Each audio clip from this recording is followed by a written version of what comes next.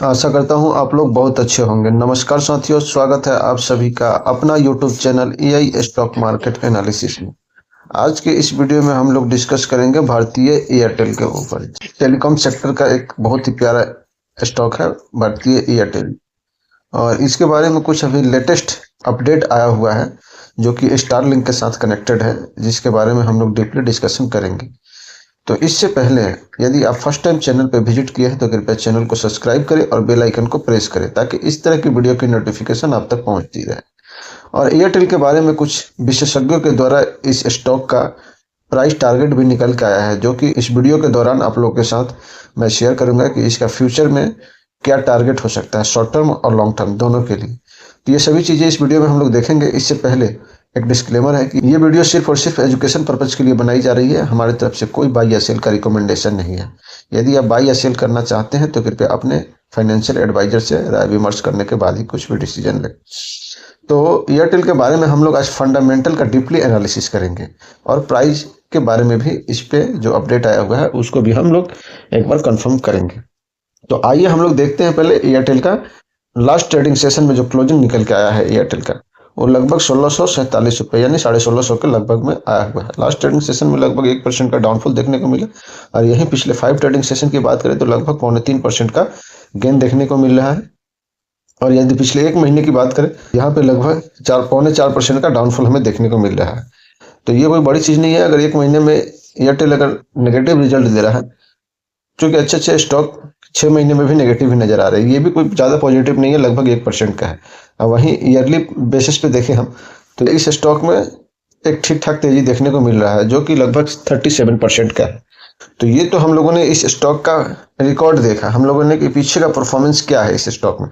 तो एक साल में लगभग अभी भी 37% का गेन देखने को मिल रहा है। तो अच्छे स्टॉक नेगेटिव में रिटर्न दे रहे हैं, और यदि ये स्टॉक पॉजिटिव है तो इसके लिए बहुत बड़ी बात है। तो आइए हम लोग अब देखते हैं, पहले चलते हैं फंडामेंटल के चार्ट पे और वहां पे देखते हैं इस स्टॉक का फंडामेंटल क्या है, क्योंकि लॉन्ग टर्म इन्वेस्टमेंट के लिए बहुत इंपॉर्टेंट है। टेक्निकल तो अभी एक महीने में ठीक हो जाएंगे और खराब भी हो जाएंगे, अगर खराब है तो ठीक हो जाएंगे और ठीक है तो खराब हो जाएंगे, लेकिन जो कंपनी का लॉन्ग टर्म में परफॉर्मेंस करके देगी या नहीं देगी, वो सभी चीजें हमें देखने को मिलता है फंडामेंटल में। तो आइए हम लोग फंडामेंटल देख लेते हैं। तो साथियों, जैसा कि आप सभी देख रहे हैं, अब हम लोग आ गए हैं भारतीय एयरटेल लिमिटेड का फंडामेंटल जानने के लिए स्कैनर के साइड पे। तो सबसे पहले हम लोग इसके मार्केट कैपिटलाइजेशन की बात करते हैं तो लगभग 9,83,897 करोड़ का मार्केट कैप, और यहीं पे स्टॉक का करंट पीई देखते हैं तो लगभग 50 के अराउंड में नजर आ रहा है। इंडस्ट्रीज पीई देखें तो लगभग 36 का है। यहीं स्टॉक का आरओसी लगभग 13 का है और आरओई लगभग 15 का है। करंटली ये ट्रेड कर रहा है 1643 के समथिंग में। बुक वैल्यू की अगर बात करें तो 153 का बुक वैल्यू है, जो बहुत ही शानदार हमें देखने को मिल रहा है। यानी कंपनी थोड़ा सा एक्सपेंसिव ट्रेड करता हुआ नजर आ रहा है, क्योंकि इस स्टॉक में अभी ये अपने बाउंड बिग हाई से कुछ करेक्शन नहीं है, लगभग 7-8% का करेक्शन अभी देखने को मिल रहा है, जो कि मायने नहीं रखते, इतना तो नॉर्मल चलता है। और आरओसी और आरओई का नंबर जो बहुत बेहतरीन है। यही कंपनी का अगर फेस वैल्यू देखें तो लगभग 5 का है, और यही डिविडेंड यील्ड 0.49 का है। कंपनी के ऊपर जो डेप्थ है 2,25,541 करोड़ का डेप्थ है। यही कंपनी के ऊपर जो कैश है 12,239 करोड़ का है। तो कंपनी के ऊपर डेप्थ ज़्यादा दिख रहा है, लेकिन ये स्टॉक के ऊपर जो डेप्थ टू इक्विटी नज़र आ रहा है वो भी ज़्यादा है, 1.5 से ज़्यादा, 1 से ज़्यादा तो होना ही नहीं चाहिए। और कंपनी अपने बाउंड बिग हाई से लगभग 8% डाउन है। तो ये तो हम लोगों ने देखा कंपनी का जो फंडामेंटल है उसका बेसिक। अब आइए अब हम लोग देख लेते हैं कंपनी का पी रेशियो में क्या परफॉर्मेंस है। पी रेशियो अगर पिछले 5 साल का देखा जाए तो स्टॉक का मीडियम पी जो है वो लगभग 65.5 का है, और पिछले 3 साल में अगर देखें हम लोग तो पिछले 3 साल में जो स्टॉक का मीडियम पी है लगभग 64 के आसपास में है। यहीं पे 5 साल में अगर हम लोग देखते हैं तो 65.5 का मीडियम पी। अगर 10 साल की बात कर ले तो 10 साल में भी लगभग 60 से प्लस में ही हमें देखने को मिल रहा है जो मीडियम पी हमें हम लोग चेक कर रहे हैं। तो इससे हमें ये पता चल रहा है कि स्टॉक का जो बिहेवियर है वो थोड़ा सा एक्सपेंसिव ही रहता है। अब हम लोग देख लेते हैं जो कंपनी का कुछ नेगेटिव पॉइंट है 2 और एक पॉजिटिव पॉइंट है। पेयर कंपनी की अगर बात करें तो पेयर कंपनियों की लिस्ट में लगभग 7 कंपनी का लिस्ट है, जिसमें भारतीय एयरटेल नंबर 1 कंपनी है मार्केट कैपिटलाइजेशन के अकॉर्डिंग। यहीं पे प्रॉफिट ग्रोथ देखते हैं तो 75.32 का है, और सेल ग्रोथ देखें तो लगभग 10 का है। तो मार्केट कैपिटलाइजेशन के अकॉर्डिंग देखें तो एयरटेल अभी नंबर 1 कंपनी है। क्वार्टरली रिजल्ट की अगर बात करें तो क्वार्टरली रिजल्ट जो कंपनी ने इस बार 2024 के दिसंबर में पेश किया है 20,533 करोड़, और यही पिछले क्वार्टर में था 19,627 करोड़, यानी क्वार्टर ऑन क्वार्टर तो जंप किया है। अब यहीं पे हम लोग देख लेते हैं ईयर ऑन ईयर भी लगभग 18,085 करोड़ का डेप्थ है। और ऑपरेशनल प्रॉफिट मार्जिन की बात करें तो कभी कंपनी 52% का ऑपरेशनल प्रॉफिट मार्जिन हासिल करती थी, आज वो लगभग 54% हो गया है। और यहीं पे कंपनी का जो हम लोगों ने सेल और एक्सपेंस देखा, ऑपरेशनल प्रॉफिट मार्जिन देखा, तो कंपनी का जो हम लोग सेल देख रहे हैं, अगर क्वार्टरली की बात करें तो दिसंबर क्वार्टर में जो नंबर कंपनी ने अपना सेल का जारी किया 45,129 करोड़ का, वही कंपनी ने सेल किया है 41,473 करोड़। उसके बाद जून का जो है 38,506 करोड़, यानी कंपनी को देखे तो हर एक क्वार्टर में कंपनी अपना नंबर बढ़ा चढ़ाकर ही पेश किया है। जैसा कि हम लोग सेल को देख रहे हैं इंप्रूव होते हुए, वैसे ही कंपनी का एक्सपेंस भी इंप्रूव हो रहा है।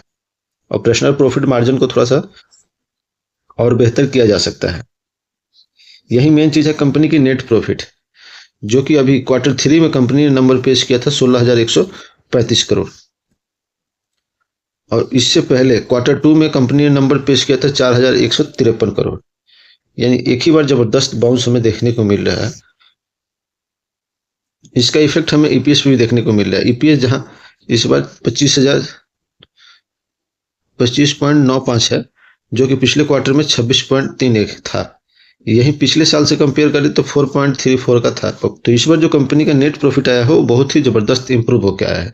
तो आइए, अभी तक तो हम लोगों ने देखा कंपनी का क्वार्टरली रिजल्ट। यही ईयरली ऑपरेशनल प्रॉफिट मार्जिन की बात करें तो कंपनी इस साल लगभग 54% का टारगेट रखी हुई है। यहीं पे कंपाउंडिंग सेल ग्रोथ की बात करें तो बहुत ठीक ठाक नंबर कह सकते हैं। कंपाउंडिंग प्रॉफिट ग्रोथ अगर 3 साल का एक ट्रैक रिकॉर्ड छोड़ दे तो बाकी सब ठीक ही है। स्टॉक प्राइस सीएजीआर की बात करें तो ये नंबर बहुत बेहतरीन हो सकते हैं। रिटर्न ऑन इक्विटी भी ठीक नजर आ रहा है। बैलेंस शीट की बात करें तो कंपनी के पास जो रिजर्व है 84,202 करोड़, और कंपनी की जो बोरोइंग है, लायबिलिटी है 1,48,344 करोड़। तो ये तो कंपनी का रिजर्व और बोरोइंग देखें। यही इंपॉर्टेंट चीज होता है कंपनी के एसिड्स, टोटल ऑन एसिड्स। अगर हम पिछले 10 साल का ट्रैक उठाकर देखें तो कंपनी ने अच्छा जंप किया हुआ है। 2016 मार्च की बात करें तो 2,24,272 करोड़ का एसिड्स था कंपनी के पास, जो कि अब बढ़ के 4,60,982 करोड़ का हो गया है। यानी पिछले 10 साल में कंपनी ने बहुत जबरदस्त ग्रोथ हासिल किया है। यहीं पे अब हम लोग बात करते हैं शेयर होल्डिंग पैटर्न की। तो प्रमोटर के पास एवरी क्वार्टर में कुछ स्टेक कम होता हुआ नजर आ रहा है, जहां की एक साल पहले कंपनी में प्रमोटर की शेयर होल्डिंग 55% से प्लस में था, जो कि अब 50% से भी नीचे रह गया है। और एफआई की बात करें तो एफआई कंटिन्यू अपना स्टेक कम करते हुए नजर आ रहे हैं, हल्का हल्का थोड़ा थोड़ा। और इसके बाद डीआई की बात करें तो डीआई थोड़ा सा अपना स्टेक अगर पिछले क्वार्टर से कंपेयर करें तो बढ़ाया हुआ है। पब्लिक की होल्डिंग की बात करें तो पब्लिक लगभग 3% के आसपास में है, अदर की बात करें तो लगभग 7% के आसपास में है। तो ये तो हम लोगों ने देखा फंडामेंटल का बेसिक। अब आइए इस स्टॉक के बारे में कुछ अपडेट है जिसको हम लोग एक बार चेकआउट कर लेते हैं। अब यहीं पे इस स्टॉक में हम लोग देखते हैं कि बेसिकली बिग प्लेयर क्या कर रहे हैं। तो बिग प्लेयर हमारे इंडिया में कौन है? म्यूचुअल फंड वाले। तो म्यूचुअल फंड की अगर बात करें तो सितंबर, अक्टूबर, नवंबर तीनों महीने में बाइंग हुई है ठीक ठाक। दिसंबर में थोड़ा बाइंग कम हो गया है, लेकिन अब जो कंपनी का क्वार्टरली रिजल्ट आएगा इसमें हमें क्या देखने को मिलता है।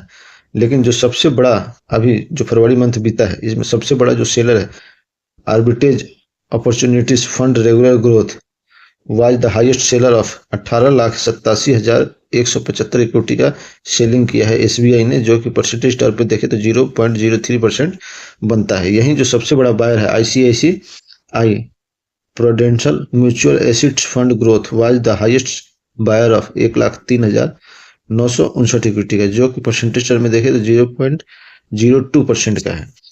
तो अभी जो जनवरी का मंथ बीता है इसमें भी म्यूचुअल फंड की तरफ से सेलिंग हुआ है और फरवरी का डाटा भी अपडेट नहीं है। अब आइए इस स्टॉक के बारे में कुछ विशेषज्ञों के द्वारा कुछ टारगेट स्टॉप लॉस के साथ सजेस्ट किया गया है, जिससे हम लोग को एक बार देखना इंपॉर्टेंट होता है। अब आइए हम लोग देख लेते हैं एयरटेल के बारे में कुछ टारगेट निकल के आया हुआ है।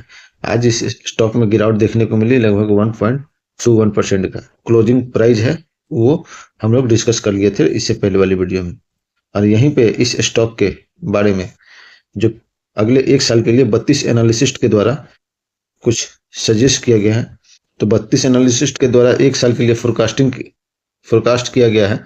भारतीय Airtel limited has a maximum estimate of 2350 and minimum estimate of 1220 का है। तो जैसे कि आप सभी देख पा रहे हैं, इस स्टॉक में कोई भी व्यक्ति अगर अभी फिलहाल के दौरान अपना पोजीशन बनाता है तो उसके लिए जो स्टॉप लॉस होगा, करंटली अभी ट्रेड कर रहा है ये स्टॉक 1642 पे, तो इसका जो स्टॉप लॉस रहेगा 1220 का और फर्स्ट टारगेट जो है वो 1886 का है एंड सेकंड टारगेट 2350 का है। इतना काम करने के बाद में फिर अगला टारगेट इजीली अचीव हो जाएगा। अब आइए इसके बारे में कुछ एनालिसिस्ट के द्वारा टारगेट दिया गया है जो कि स्ट्रॉन्ग बाइंग का है, जैसा कि आप देख सकते हैं।